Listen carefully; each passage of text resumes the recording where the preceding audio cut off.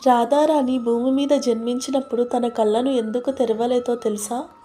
గోలోకంలో రాధాకృష్ణులు ఉన్నప్పుడు ఒకనాడు శ్రీధాముడు శ్రీకృష్ణుని కలవడం కోసం వస్తాడు. ఎంతో ప్రేమగా శ్రీకృష్ణుడు శ్రీధాముణ్ణి ఆహ్వానిస్తాడు.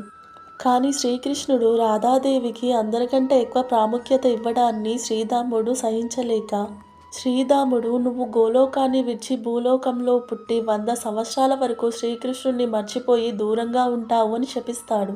ఆ మాటని విన్న రాధాకృష్ణులు ఎంతగానో బాధపడతారు. ఆ మాటను విన్న రాధాదేవి ఎంతగానో ఏడుస్తూ, నువ్వు లేని నా జీవితం అర్థం లేనిదయ్యా, నేను పుట్టినప్పుడు మొదటగా నీ రూపాన్నే చూడాలి అని అంటుంది. అప్పటి వరకు నేను కళ్ళు తెరవను అని చెప్పి రాధ ఆ శాపాన్ని స్వీకరిస్తుంది. అందువలనే రాధారాణి బర్సానాలో జన్మిస్తుంది. నందుడి కుటుంబం బర్సానాకి వెళ్ళినప్పుడు శ్రీకృష్ణుడి చేతి స్పర్శ రాధకు తగలగానే మొదటగా కళ్ళు తెరిచి శ్రీకృష్ణున్నే చూస్తుంది.